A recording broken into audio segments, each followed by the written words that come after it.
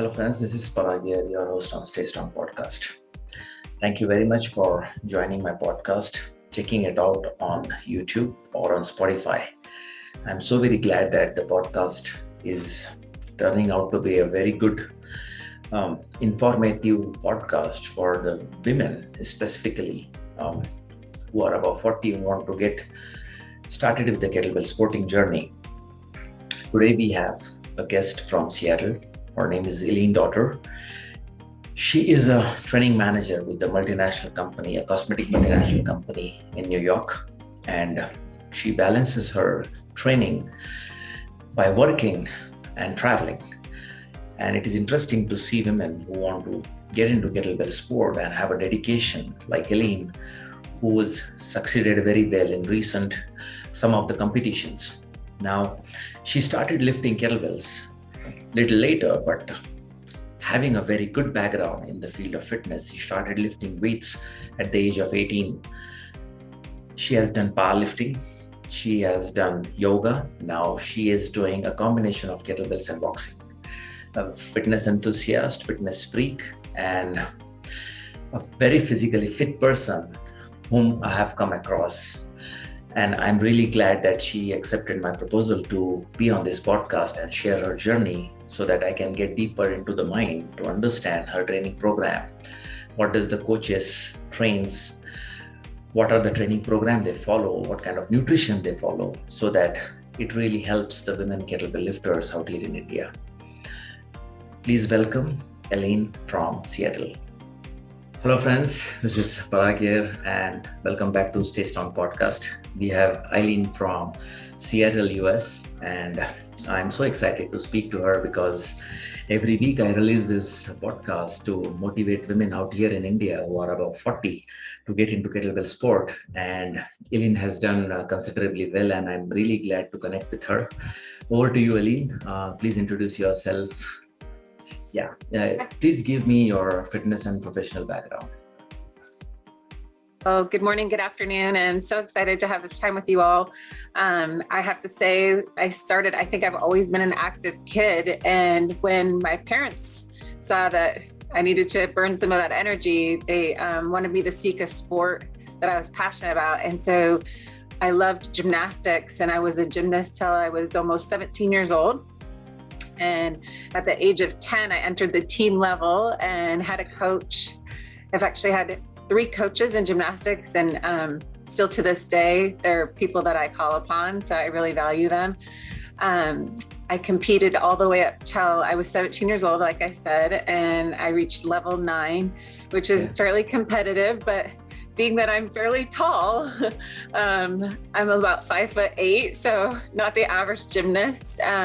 I had a nickname. My coach, he used to call me Sky because I could always float so high. And at that point in time, at 17, I was trying to make some good decisions for my future. Did I want to continue on in college, gymnastics? Where did I see this going? So I did a little bit of coaching and assisting. And then I hadn't gotten hurt and felt really lucky that I'd had such, a safe journey throughout my gymnastics career. But there was something always inspiring to me about hard work and dedication. And it seemed to come through, all through my competitive career. So at 17, I decided I'm gonna hang up my beam shoes and grips and all my equipment and maybe venture into, a career and starting a new chapter. But I knew that with all my gymnastics that I had really built a strong foundation for just strength and overall health. And I had a passion for wanting to learn to lift weights, to kind of maintain that.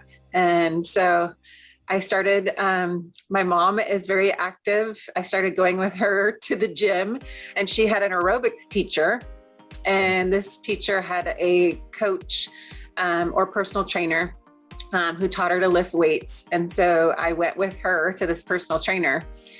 So I was so enthralled by, wanting to learn and, really do it the right way was always fundamental for me, is form before strength. Yeah. And my passion led me to starting to possibly compete. So I had a coach and I joined this team called the Pacific Powerlifters. And I started off at age 18, following along with everyone there. It was almost like a family.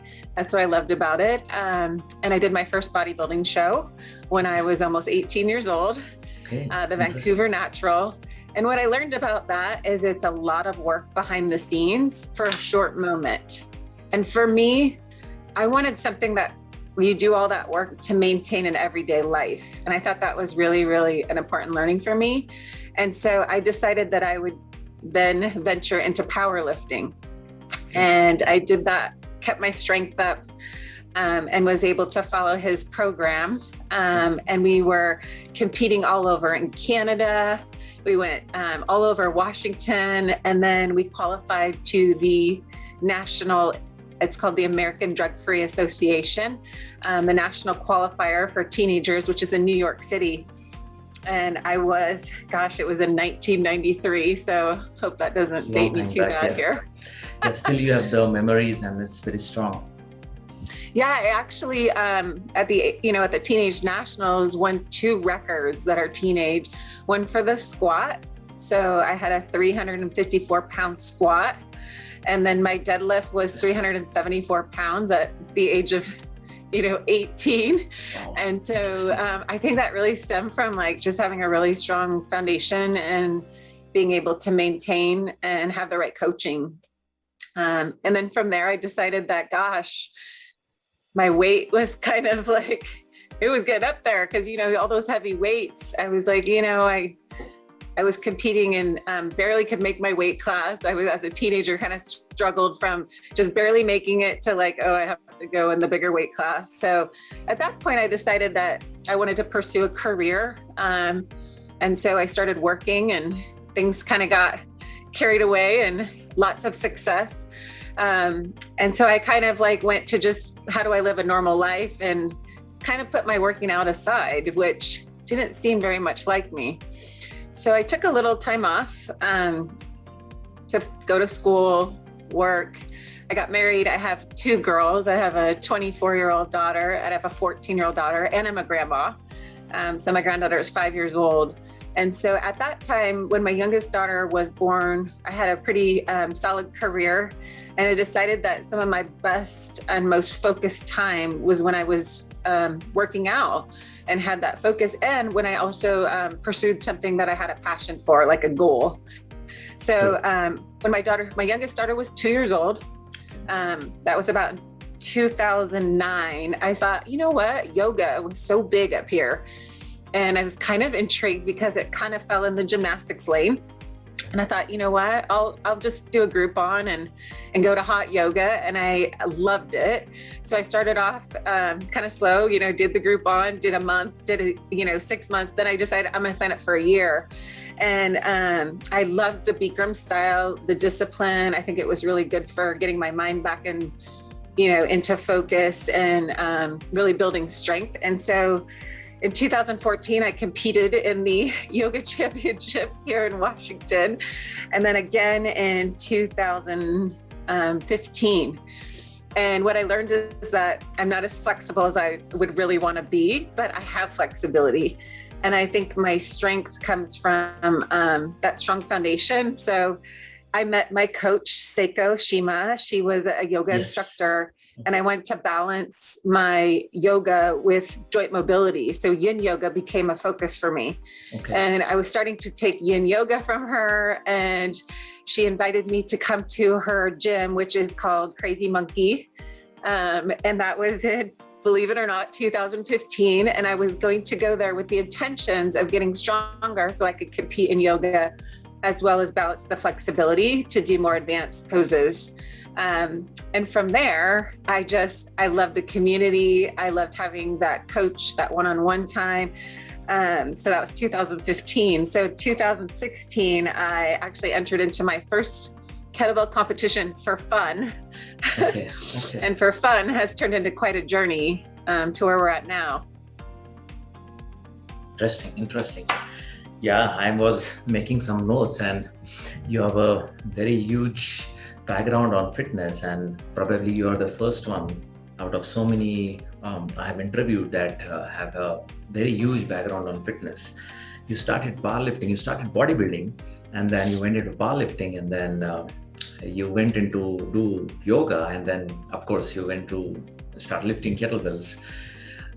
Yeah, I mean, which was your first professional kettlebell competition where you uh, actually did the professional preparation to compete into the competition? We started in 2016, so Okay. I did just kind of a competition to get a feel for things. And I would say probably my first one is actually in December of 2016. I know we were talking about Detroit as a common place that we've both visited. And I was so excited to do my first official competition and see some of the renowned kettlebell lifters. Yes. I was going to be competing with one arm long cycle, and I did a 16 kg, which was a huge stride for me. 87 reps. I was actually just so happy that I could make it through the 10 minutes. I had no idea that, I could maintain that pace. And it kind of like started the ball rolling with like, Yes. wow, you can really show up. Yes. If you've trained right. And I also did a 5-minute 2-arm long cycle with 12 kgs, Yes. which was one of my first attempts. And it was like something like 44 reps. So I think that kind of was the marker for me, for starting my journey in competition. We also stayed, and I had my first seminar with the world champion Dennis, who's out of California. And he was super inspiring to hear his passion and dedication to from everything from his warm-up to how he plans his sets and his training, and just his lifelong lifestyle of how he's been able to really develop into quite an athlete. So that was very inspiring. So we stayed for 2 days, and I'd say that was the start of my journey in competition. Okay. So who introduced Kettlebell Sport to you? Your coach? My coach, Saiko Shima, Saiko she yes. did. Okay. Okay. Wow. So it's been now 2016, 6 years, 5 to 6 years you've been lifting kettlebells, right? Correct. Wow. And so I actually have, in 2018, my goal was to do a 10-minute set with 12 kgs and to surpass the 100, rep mark. And I achieved the world record currently, which is 122 reps from my weight class. So and I always, that is with what kettlebell? This is the 112 reps with? 122 reps. Okay. So what size of kettlebell? Which kettlebell? 12 kgs. Okay. So 2-arm long cycle. Okay. And then it's the American record. And then I have the American record in 2-arm long cycle for my weight class, which is 50. I compete in 57 kg, 58 kg, depending on the association. Okay. But I have the American record in 16 kg 2-arm long cycle as well. Wow. And that did come for years later. That was about 2021. And again, my ultimate goal was to surpass that 100 rep mark. I really felt like 100 reps means you're kind of ready to move on. Yes. But if you're not hitting it, you still have some work to do to balance your cardio. And that was always my coach's goal, is to be safe and execute with form. It may take longer, and you got to ride it out. Yes, true. Interesting. There are a couple of things which usually an athlete get confused, and if he really knows what to do when his age progresses, it really helps them to channelize his energies correctly. Now you have an exposure to powerlifting, you have exposure to bodybuilding, you have a kind of a little exposure to yoga, and now you have exposure to kettlebells. What do you think is the best combination for fitness when your age progresses? Women above 45, women above 50, women above 55, what does she really want to inculcate the trainings, that is the fitness training in her programs or in her program to have an optimum fitness? What is your view on that? It's changed with the pandemic. I had to really adapt and try some different things. And so one of the things that I always struggled with was running. And Okay. so it was never a fun thing. And so I had to change my mindset on how do I make this something that I can do. So during the pandemic, I started just running. So my goal was to run maybe a half hour, not for distance. So I really think cardio for me was an opportunity. And so during the pandemic, I ran my first 5 miles. Okay. I was like, it's actually something that I do now to incorporate in my warm up. I ran about 2.5 miles to warm up my body. And I really took that message. Dennis, the world champion, he does a warm up run. And so I took that as inspiration. But during the pandemic, I really felt like, for me, I needed to find some kind of cardio that I could do, especially because I travel for work. So it was going to come in handy. I can run anywhere and not be dependent on a machine. And so I think a balance of cardio is great. I think also my coach is she's very structured, and she always has a reason for why I'm doing something. So I always consult her on these are the days that I'm going. So I usually train 3 days a week, regardless of what's going on. And then I always have like an off day that I do kind of my own running or some type of GPP. Yes. I live by the ab wheel. It's been something I've been doing since my powerlifting days. And in the last few years, it's really helped to build core strength in my whole body, and I travel with it. So that's something that I do on a daily basis. And then because the pandemic was, really affected, our ability to be able to be in person in everything we do, as soon as I could, I decided that I would take up boxing as a sport to help, just train my mind and something new. So I always feel like that's kind of refreshing for someone, is to incorporate new either skills, new drills. And boxing for me was, I've never boxed, never been in a fight. And I really love the aspect of keeping yourself safe and knowing how to defend. So I've been doing boxing now for about 1.5 years. I do it every Monday, just once a week. Okay. And I still do my regular warm up, and then I take the class, and it's been great. So I think having a great balance and having a coach that gives you great guidance, but also being open to trying new things is a great way to keep yourself on kind of point. True. Is boxing helping you in kettlebells? I think it's, I've been doing it now for 1.5 years. And I say during the pandemic, I've done more online competitions. I've probably done about 6 online competitions. I've achieved CMS in 5-minute jerk with 16s, 10-minute jerk with 16s. I've achieved CMS. I've achieved CMS with 20 kg. Okay. So, and then also we did a 10-minute set in 2 months ago with 20s as well, and I achieved CMS. So I would say that type of strength and being able to kind of relax is very similar to some of the tips that my coach gives me all the time, is where to relax, where to build strength, where to use your energy. And it's been great for me. So I'm going to continue. Great. Wow, interesting. So the boxing has come up. So probably you have tried pretty much everything when it comes to strength and exercise. You have done powerlifting, you have done pretty much everything. And I'm sure this everything is combining together to help you to build the sport, that is the kettlebell sport, which you are doing now, right? So that's really nice. Yeah. Coming to the nutrition, do you follow any strict nutrition or do you take some on and off supplements? Like many lifters, they have a particular season of training during which they take some supplements. So do you take some supplements, or you're just on a regular nutrition plan, whatever you're taking? Well, how does that work for you?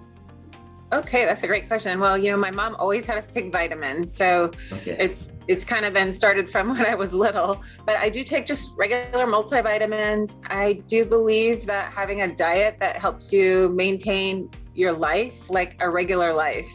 So with my balance of work is I like to be able to eat wherever I'm at and make good choices. So I try to stay pretty clean on my diet. I do enjoy a glass of red wine here and there. But I think, when you're in training too, it's also about the things that work for you. I've recently, like in the last couple of years, I love, to make sure that I'm also having a little bit of balance and fun in my diet, trying new foods. I pretty much stick to like chicken and fish, but I have ventured into a little bit of red meat. But I would just like to be normal. And I do have an obsession with coffee because I'm from Seattle. So you can't take that away. Okay. It's all day, every day. And then Okay. I love kombucha. Like, I believe in just feeding your body with good things. And that's kind of what you're going to receive on the outside is you're getting good nutrition. So Yes. I do take like supplement while I lift. It's called Zip Fizz, and I just put it in my water. Okay. It's a little bit of vitamin and fizziness. So it is like a sort of electrolytes? It's like a powder that you put in. It's a sports drink you can get it off at Amazon. But okay. my thought process is if I didn't have those things, I would, they shouldn't dominate how I perform. So I think really just trying to keep it very simple and with just regular things that you can find every day. Okay. Interesting. Great. In these past so many years of lifting, you have done probably everything. So do you have any kind of negatives about lifting weights, specifically kettlebells, like any negative experience? Maybe lifting heavy, maybe not lifting correctly. Any sort of experience that if you had? I think for me, it's hard to say a negative. I just sometimes you want more at the time, and your coach, it wants you to stay at a certain point so that you don't get hurt. And I think the whole drive to be lifting a heavy bell can sometimes have that negative effect that you want to do it so bad, but you also know that you need to take some time to get there. So I think that people want that strength fast, and I don't think it always comes like that for everyone. For me, it was a journey. I do feel like sometimes that, like my structure it looks more like a lifter. And so, as a woman too, you want to balance your femininity and your strength. Yes. So I think that's always kind of a challenge, not negative, but yes. I think you have to look at it too and embrace like your passion and where you fit. Yes, true that, yeah.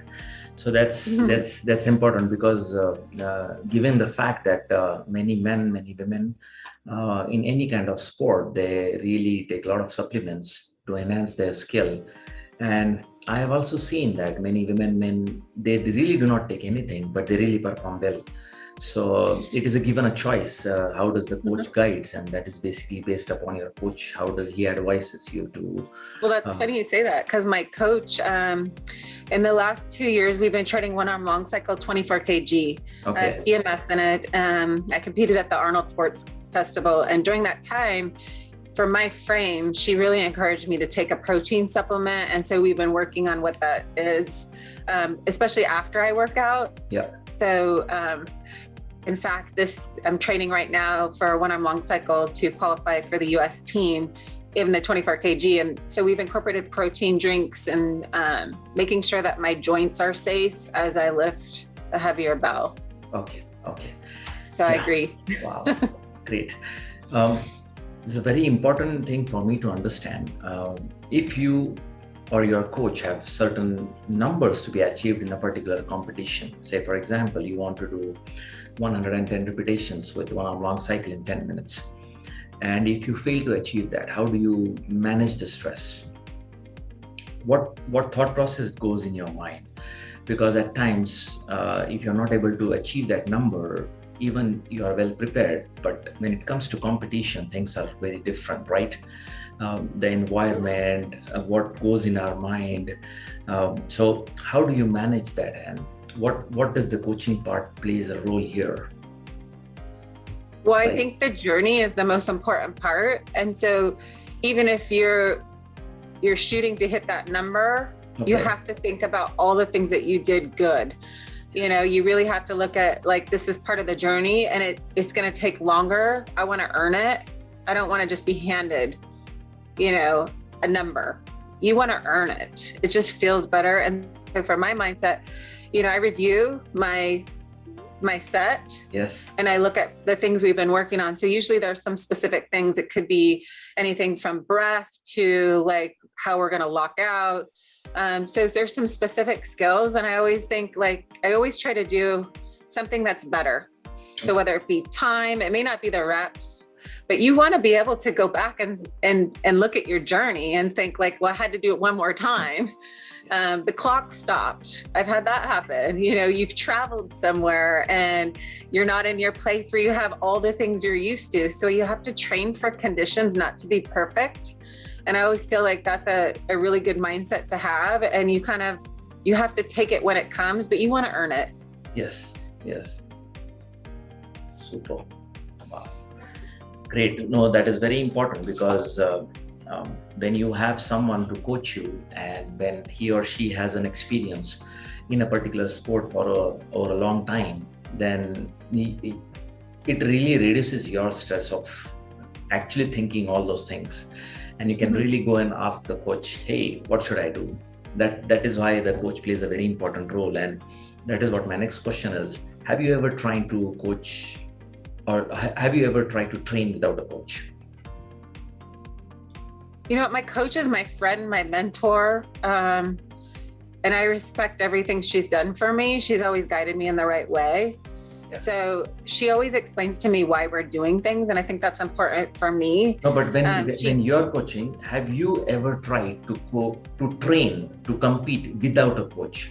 See, there is two things, coaching with a coach and coaching without a coach. So you're coaching with a coach now, but if you say that, have you ever tried, and what was the result? I thrive under a coaching mentorship, like in work, in almost all places in my life. It's been a part of my journey, and my coach is very instrumental. I've competed without her physically present, but we've prepared that so I could go somewhere without having her be there. And I feel like that was a challenge in its own. I actually competed in San Diego for many years at the Kettlebells in December, flew there, competed. She gave me her words of wisdom and she knew I was ready. So for me, I love my coach. Like, it's hands down not going away. It's something that I need to keep me on track, and I need that feedback that's constructive and very honest and authentic. Yes. Interesting. Great. Wow. So the interaction is really nice, and me too, I'm absorbing a lot of things from you. So yes.